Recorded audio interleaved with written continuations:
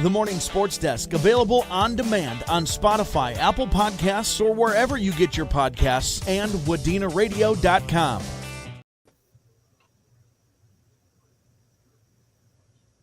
Hey, it's the Morning Sports Desk.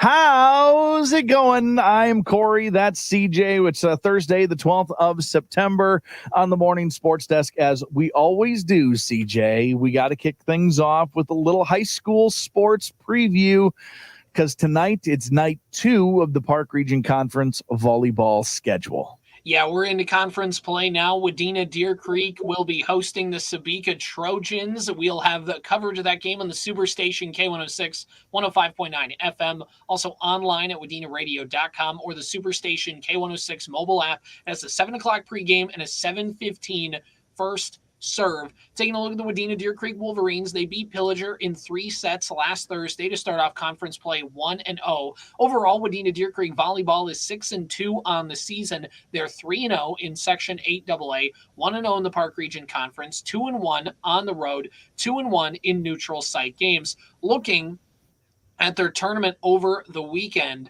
they played against some tough competition in that Sauk Rapids Rice tournament. They played the defending 2A state champion Pequot Lakes Patriots. They played the Royalton Royals. They came away with 2-0 victories in each of those. Then they played a 4A team in Sauk Rapids Rice. They lost in 2 sets there. And then they played Annandale of Section 5AA, and they lost in 3 sets, 2-1 in that one for the tournament. So those were their first 2 losses of the season, but picking up a couple wins in Section 6A is always something that's a nice feather in your cap for a team getting ready for another run at the Section 8 2A title. So that's where the Wolverines are sitting at. They did not play on Tuesday, so they are gearing up just for this conference matchup against the Trojans tonight. Looking at Sebeka, according to MinnesotaScores.com, they are 2-1 overall on the season. Their last game was on Saturday against Walker Hackensack Akeley, where they beat them 3-0.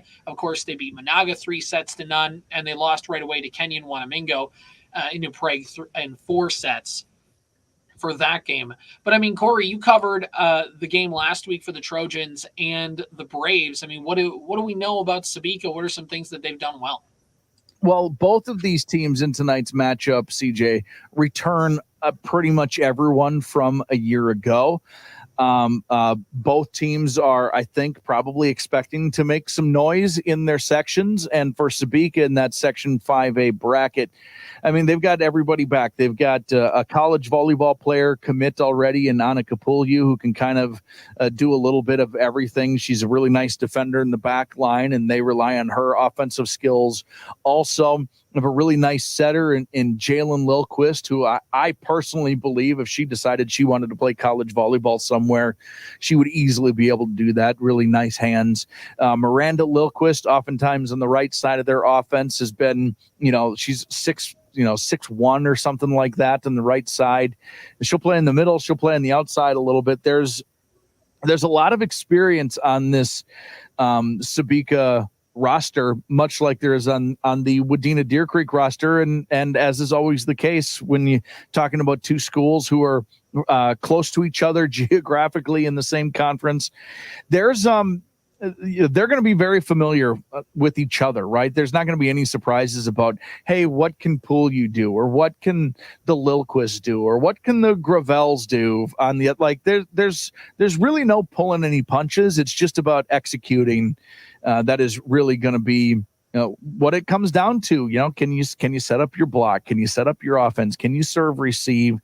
It's those sorts of things that are still, but going to be a determining factor in a match like this. The one thing I will say is, as far as games go, CJ, Sebeka's a little behind schedule.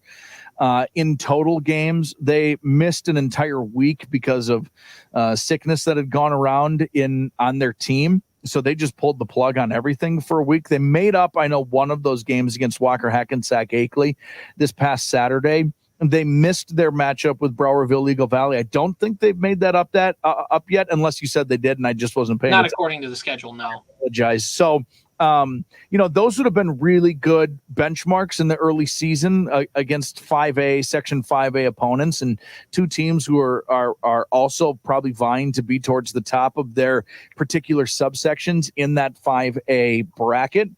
So they're a little behind, I suppose, just as game experience on the season goes. But for both of these teams, we're talking about girls who have played together for a long time and against each other now for a really long time. It's just going to be who can execute better tonight. It'll be a fun one. Again, you can listen 105.9 FM, Superstation K106, online at WDenaRadio.com or the Superstation K106 mobile app. 7 o'clock pregame, 7:15 first serve. And of course, we have a couple football games tomorrow. If you want to check out our full broadcast schedule, go to WDenaRadio.com.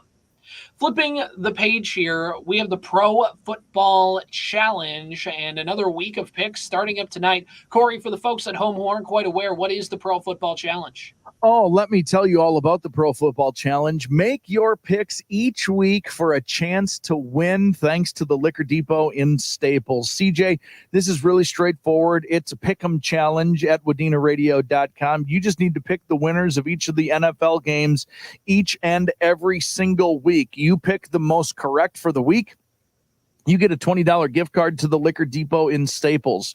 If you have the best season from week 1 to the end of the regular season, there's a $250 grand prize up for grabs for you.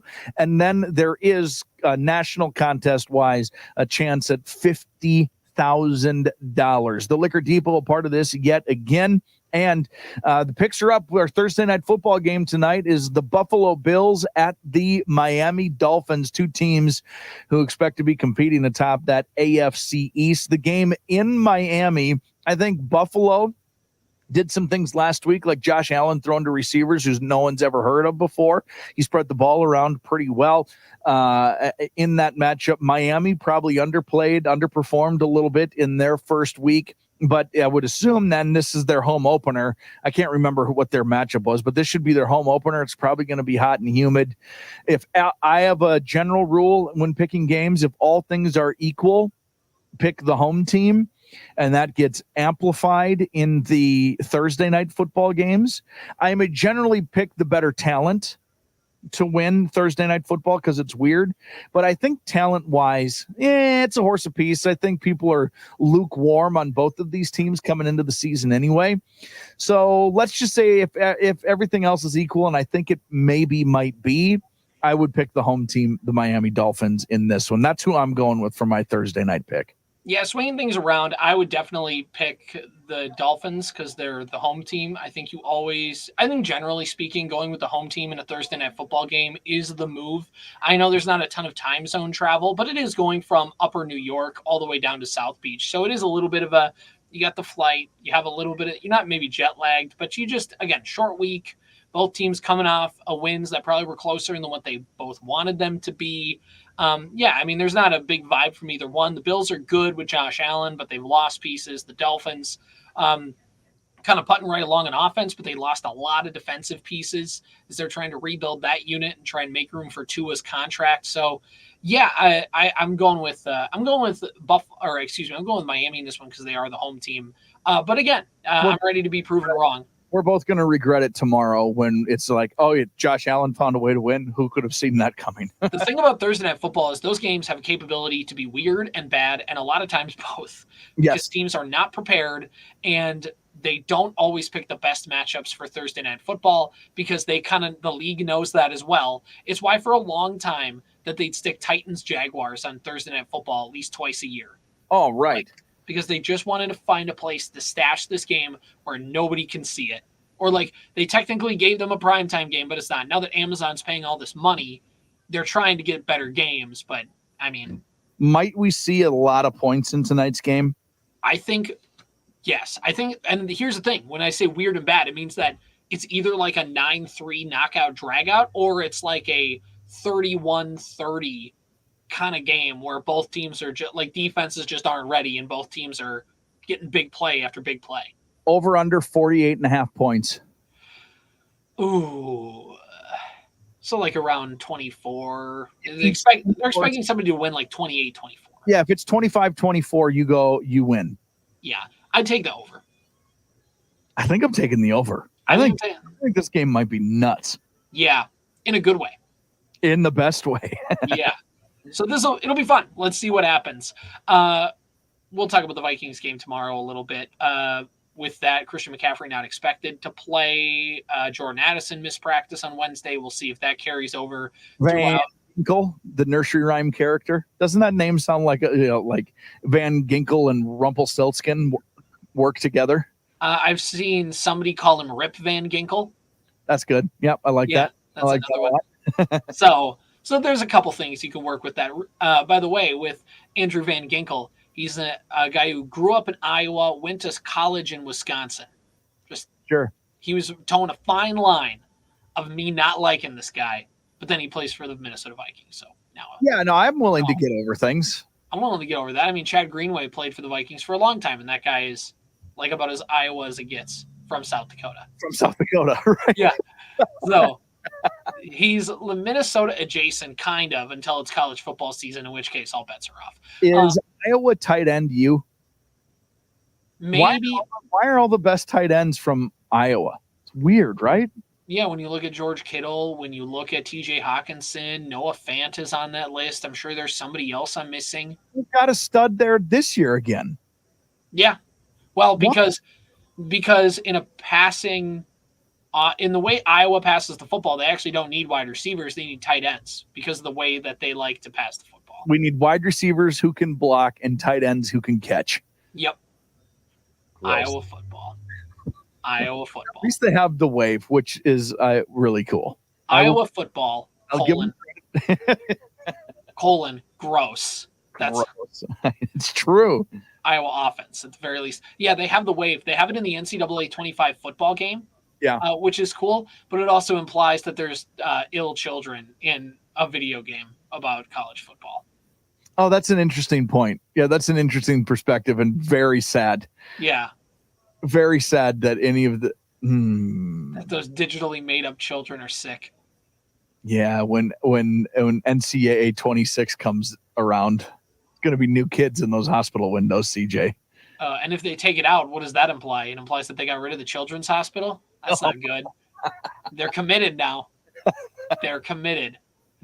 Anyway, have we taken a look at the standings yet in these Pro Football Challenge, Corey? Who's ahead after the first week? Yeah, our winner from week 1 was Wade Benson. 4 people actually tied for 14. What did he win, Corey?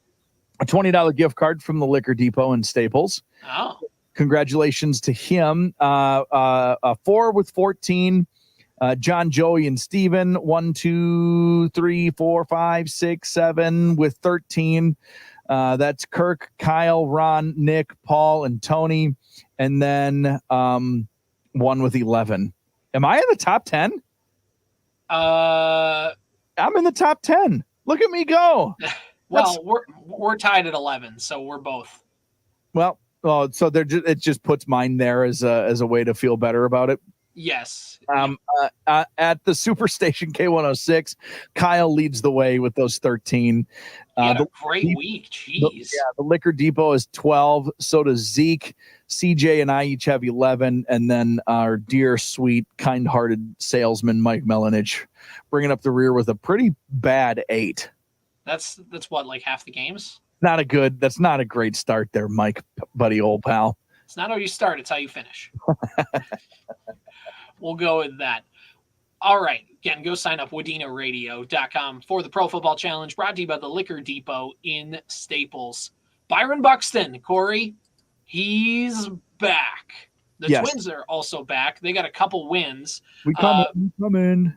They got a win a couple days ago by scoring 10 runs. They scored 6 runs. They won 6-4 yesterday against the Los Angeles Angels of Anaheim, and the Kansas City Royals lost. So that's something to keep an eye on. Twins only a game and a half back of that second wild card spot. But also you had the Tigers who won again. Boston was able to win. Seattle lost. So looking at all of this, not necessarily looking at the standings quite yet, but looking at the playoff odds according to Fangraphs. Again, Yankees and Orioles, they're locks over there. The Red Sox have a 6.7% chance to make the postseason, a a 0.2% chance for the race. It's not over yet, but it's basically over. The Guardians, 100%. They clinched a playoff spot. Royals, 93.1%. Twins, 87.2%. Tigers, 10.5%. They've won 4 in a row, has Detroit.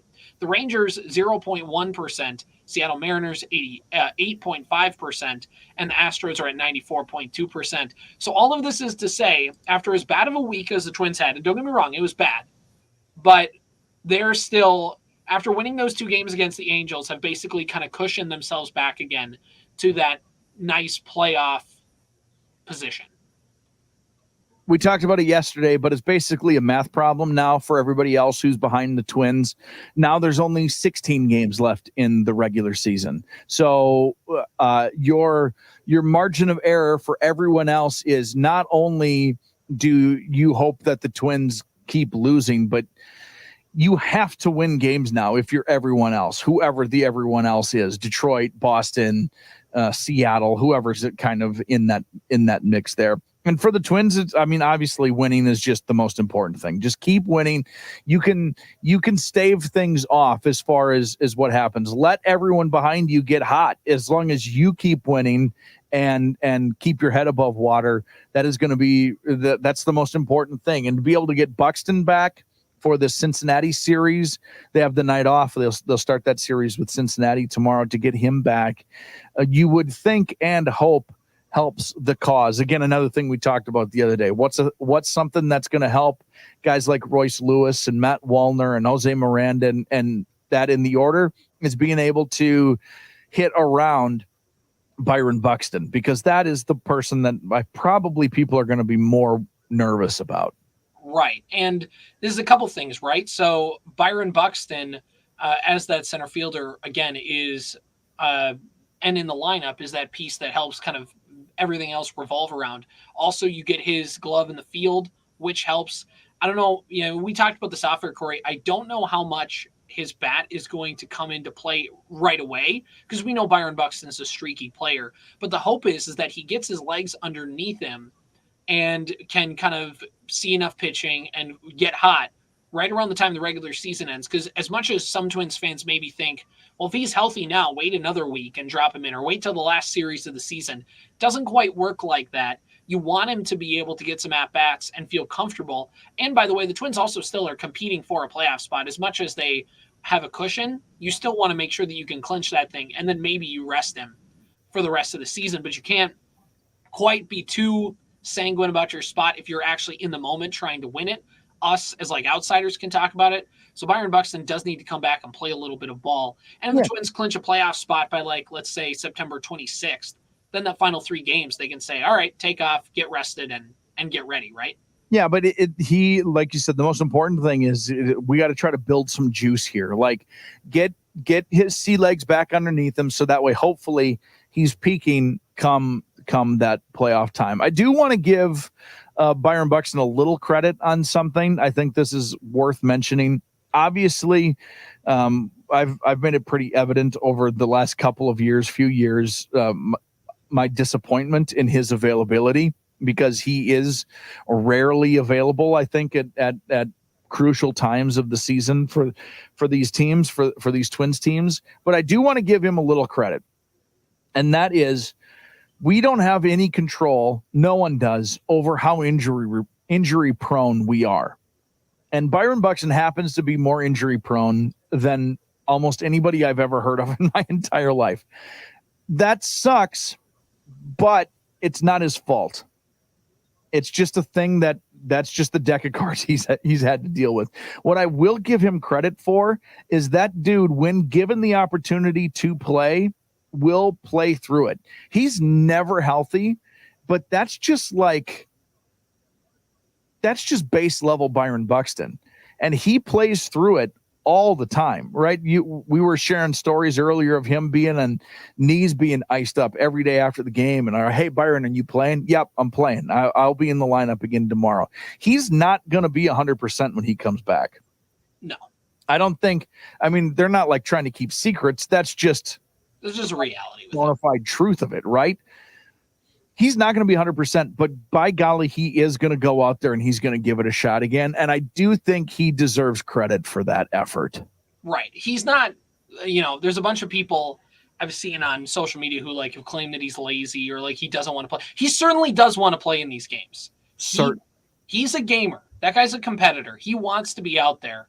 Yeah, injuries are unfortunate. That's out of everybody's control. And I know the Twins sometimes try to put training wheels on because they want to protect him and they want to do whatever. That's their job as the team. And it's Byron Buxton's job as a player to make sure he's available as much as possible. But a couple other things about Byron Buxton with this. So it's interesting. They sent Austin Martin down as the corresponding move.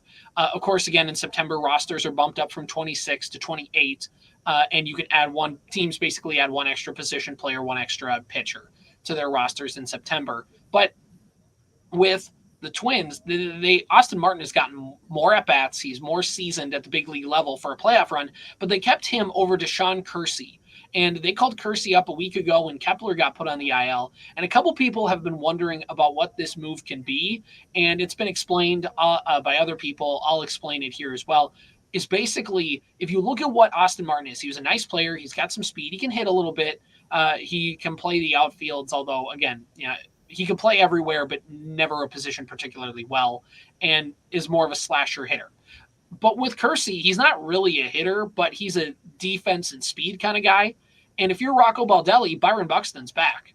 So Kersey is the backup center fielder, but now late in games, if let's say Carlos Santana gets a single in a tie game in the ninth inning, you have a guy you can just throw right off the bench and be a grade A pinch runner. Sure. Yeah, without sounding like stating the obvious, this team has to win games. And after losing a bunch of them, anything that they can do, if that means pinch running for Santana or Miranda or literally anybody to give you a leg up and get that one extra run, that's super. Outside of Buxton, he might be the fastest on the team. And then that means he's going to come in and he's going to play an outfield spot. And now your outfield is Buxton and this dude, yeah. and it's like you're just showing up your defense. Right. That's important. And when you want to give Buxton a day off, you have a backup center fielder. Right. Because Margot is still hurt and trying to come back. And I know Correa is trying to come back. They're still trying to figure a couple things out with him. I mean, he said last week or early in the week, I believe on Monday, that he's planning on coming back at some point before the regular season. Now, he thought initially he was only going to be a quick amount of time that he was on the IL. He's been on the injured list since the All-Star break. So believe it when you see it, but the cavalry sounds like it's coming. We'll see if that comes to fruition. Because again, Carlos Correa rested him. He played hurt.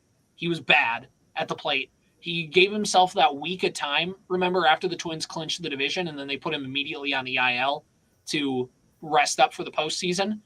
And then he came back and was one of the Twins' most influential players on that postseason run. So, but again, as we talk about with Buxton, he has to get some at-bats here before you can just throw him in the postseason. Yep. That's it. That's it. Yeah.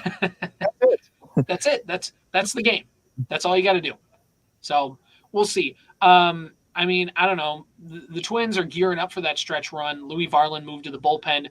Twins starting pitchers are still very fluky, but I'm just going to end the show on this thought. If the Twins just get to the postseason, Byron Buxton can stay healthy. I know there's a lot of ifs. Carlos Correa can stay healthy. You have your two best hitters back. Royce Lewis almost hit a grand slam yesterday. If it weren't for, it would have hit the ball like 2 inches higher. Hit the very top of the padding. Got a 2-run double with the bases loaded instead. Are you to say the word everybody in the dugout called him when he got back into the dugout after missing a home run by 2 inches? Do you want to say it live on the record? Yeah, you can, because I don't know what they said. I am not going to say it. I'll tell you once we're done. All right. I have one more thing, by the way, when you're done. Yeah. Basically is this. The Twins are going to get a couple veterans back. That'll help. And once you get to the postseason, I know the Twins starting pitchers outside of Ober and Lopez have been shaky. But once you get to the postseason, especially in this wild card series, you potentially only need 2 pitchers. And you're going to start Lopez game 1, and you're going to start Ober game 2. Theoretically, you can win a series with just those two guys. And if you're getting into the next series or if you get into a game 3, yeah, it's going to make it tough. But then you can bullpen game your way through if you let a rookie pitcher go through the lineup once and you let another guy go through the lineup once. Like, you can kind of piece it together to get to that back end of the bullpen. Louis Varland moved to the back end. Even though this team is shaky, once you get to the postseason, things tighten up and you can kind of solidify yourself just a little bit more, if that makes sense. And they were there a year ago. So all of these guys should be used to the moment that is required of them, the pressure of the moment that is. Not only being there, but winning. Yeah. So, yeah, I mean, mostly right now, it's just fun for me to listen to you talk yourself into it. Look, I have to. But, I mean, they're going to make it. They're going to get into the playoffs. Yeah. They're going to get in. And if they don't, we're having a different conversation in a month's time about what this team is and what their future actually is. But in all likelihood, the math is going to math, as they say, and they're going to make it in. Whether it's limp in or they catch a little fire here all of a sudden, that is yet to be seen. But get there. Let's just get there. My one addition, we spent it a couple days ago talking about Mallory Uzelman's hole-in-one. Uh-huh. She was named NSIC Women's Golfer of the Week. Of course. Yep. Yeah. Finished 5th in the tournament, her second collegiate tournament ever, her first hole-in-one ever, happened at a college course in her collegiate career. Golfer of the Week in the NSIC. Good job, Mallory. Congratulations to her. This has been the Morning Sports Desk for Thursday, September 12th. The Morning Sports Desk, available on demand on Spotify, Apple Podcasts, or wherever you get your podcasts, and WDCradio.com.